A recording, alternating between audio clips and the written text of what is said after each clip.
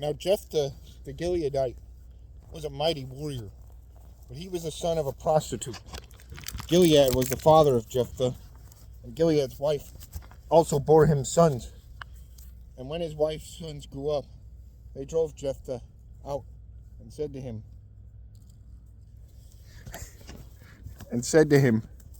"You shall not have an inheritance in our father's house, for you are the son of another woman." Then Jephthah fled from his brothers and lived in the land of Tob, and worthless fellows collected around Jephthah and went out with him. After a time, the Ammonites made war against Israel. And when the Ammonites made war against Israel, the elders of Gilead went to bring Jephthah from the land of Tob. And they said to Jephthah, "Come and be our leader, that we may fight against the Ammonites." But Jephthah said to the elders of Gilead, "Did you not hate me and drive me out of my father's house?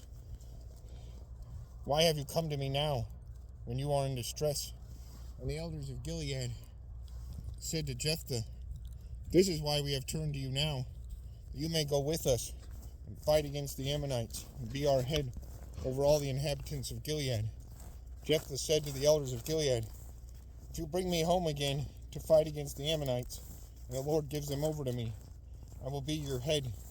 And the elders of Gilead said to Jephthah, "The Lord will be witness between us, if we do not do as you say."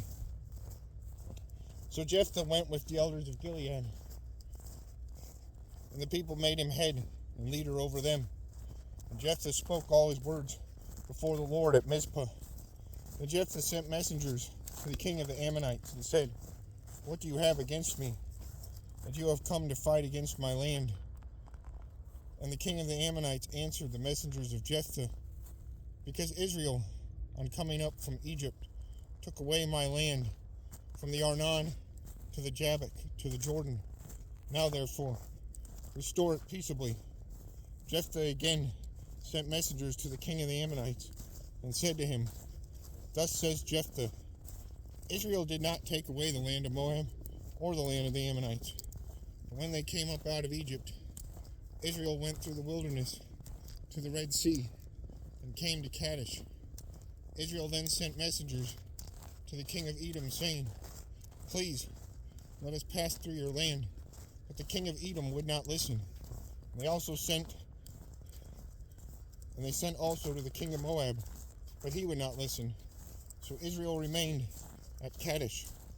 Then they journeyed through the wilderness and went into the land of Edom and the land of Moab, and arrived on the east side of the land of Moab, and camped on the other side of the Arnon. But they did not enter the territory of Moab, for the Arnon was the boundary of Moab. Israel then sent messengers to Sihon, king of the Amorites, king of Heshbon. And Israel said to him, 'Please, let us pass through your land to our country.' But Sihon did not trust Israel to pass through his territory.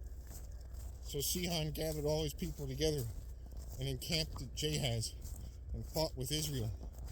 And the Lord, the God of Israel, gave Sihon and all his people into the hand of Israel, and they defeated them.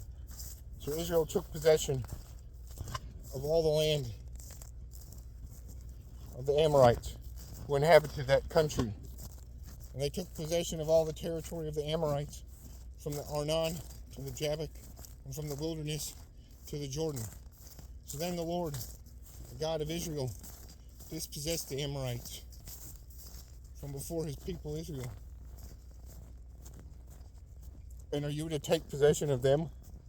Will you not possess what Chemosh your God gives you to possess? And all that the Lord our God has dispossessed before us, we will possess. Now are you better? Now are you any better than Balak, the son of Zippor, king of Moab? Did he ever contend against Israel? Or did he ever go to war with them? While Israel lived in Heshbon and its villages, and in Eror and its villages, and in the cities that are on the banks of the Arnon 300 years? Why did you not deliver them within that time? I therefore have not sinned against you, and you do me wrong by making war on me. The Lord, the judge, decide this day between the people of Israel and the people of Ammon. But the king of the Ammonites did not listen to the words of Jephthah that he sent him. Then the Spirit of the Lord was upon Jephthah, and he passed through Gilead and Manasseh, and passed on to Mizpah of Gilead, and from Mizpah of Gilead he passed on to the Ammonites. And Jephthah made a vow to the Lord and said, if you will give the Ammonites into my hand, then whatever comes out from the doors of my house to meet me when I return in peace from the Ammonites shall be the Lord's, and I will offer it up for a burnt offering. So Jephthah crossed over to the Ammonites to fight against them. And the Lord gave them into his hand, and he struck them from Aroer to the neighborhood of Minnith, 20 cities, as far as Abel Keramim, with a great blow. So the Ammonites were subdued before the people of Israel. Then Jephthah came to his house at Mizpah, and behold, his daughter came out to meet him with tambourines and with dances. She was his only child. Besides her, he had neither son nor daughter. And as soon as he saw her, he tore his clothes and said, alas, my daughter, you have brought me very low, and you have become the cause of great trouble to me. For I have opened my mouth to the Lord, and I cannot take back my vow. And she said to him, my father, you have opened your mouth to the Lord. Do to me according to what has gone out of your mouth, now that the Lord has avenged you on your enemies, on the Ammonites. So she said to her father, let this thing be done for me. Leave me alone 2 months, that I may go up and down on the mountain and weep for my virginity, I and my companions. So he said, go. Then he sent her away for 2 months, and she departed, she and her companions, and wept for her virginity on the mountains. At the end of 2 months, she returned to her father, who did with her according to his vow that he had made. She had never known a man, and it became a custom in Israel that the daughters of Israel went year by year to lament the daughter of Jephthah the Gileadite 4 days in the year.